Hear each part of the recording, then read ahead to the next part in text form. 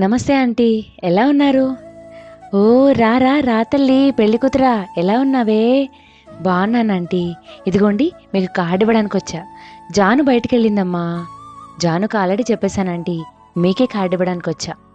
Aunty, తప్పకుండా 3 రోజుల ముందు మీరు రావాలి. జాను వారం రోజుల ముందు. ఏం మాటలు చెప్పొద్దు, తప్పకుండా రావాలంటీ. నిన్ను చిన్నప్పటి నుండి చూస్తున్నా, మా కళ్ళ ముందు పెరిగిన పిల్లవి. రాకపోతే ఇలాగే తప్పకుండా వస్తాం. ఇంతకీ ఎలా ఉన్నాడు అబ్బాయి, మీ అత్తగారు? అబ్బాయి చాలా బాగున్నాడంటీ. నేనంటే చాలా ఇష్టం, కానీ పెద్ద ఫ్యామిలీ, ఎలా తట్టుకోలేమో. కొన్నాళ్ళు చూసి జాబ్కి వేరే చోటికి మూవ్ అవుతాం.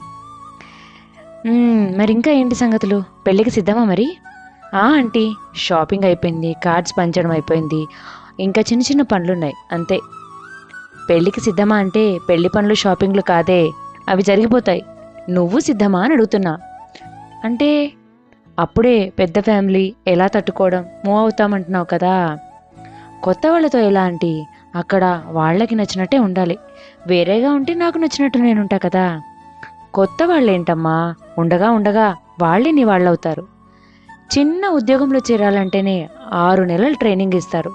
మీ అత్తగారి తర్వాత ఆ కుటుంబ బాధ్యతలు నీకు అప్పగించాలంటే ఊరికి నీ చేతిలో పెడతారా కదా. మరి దానికి ఎన్నాళ్ళు ట్రైనింగ్ ఇవ్వాలి? వేరేగా ఉంటే పనులు సాంప్రదాయాలు ఎలా నేర్చుకుంటావు? ఇంటి పద్ధతులు ఎవరు నేర్పుతారు? అమ్మ చెప్తుంది కదా ఆంటీ. అమ్మ నేర్పించాల్సింది నీ నడవడిక మాత్రమే. ఇంటి పనులు, పద్ధతులు, సాంప్రదాయాలు అత్త నుండి నేర్చుకోవాలి. ఈ ఇంటి సాంప్రదాయాలు అమ్మకు తెలియ కదా.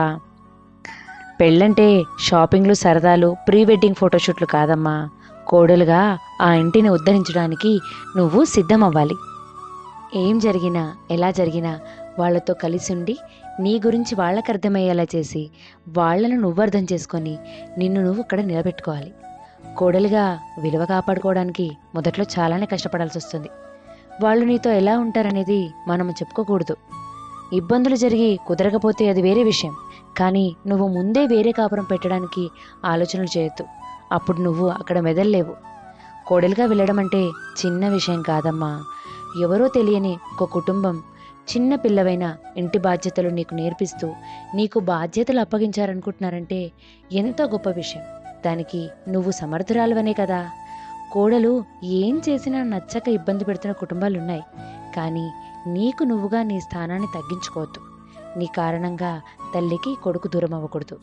తన మనసుకి భార్యను ఇబ్బంది పెడుతున్నారేమో అనిపించేంత వరకు నీ కారణంగా అక్కడ ఏ ఇబ్బందులు కలగకూడదు.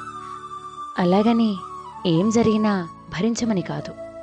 నీ గౌరవాన్ని వాళ్ళకిచ్చి, వాళ్ల ప్రేమను నువ్వు పొంది అక్కడ నిన్ను నువ్వు నిలదొక్కుకోవాలి. పెళ్ళంటే ఒక కొత్త జీవితం. అక్కడ నీ భర్తతో ఆనందాలతో పాటు పాటించాల్సిన బాధ్యతలు చాలా ఉంటాయి. అర్థమైందా తల్లి? అలాగే ఆంటీ. పెళ్ళికి ముందు కూతురుతో ఇలాంటి మాటలు ఎవరూ చెప్పుండరు. చెప్తే పెళ్ళంటే భయపడతారనేమో, కానీ మీరు నాకు చెప్పారు. ఈ మాటల్ని మనసులో పెట్టుకొని నా వంతు బాధ్యతగా ఉండడానికి ప్రయత్నిస్తా ఆంటీ. వెళ్ళొస్తాను.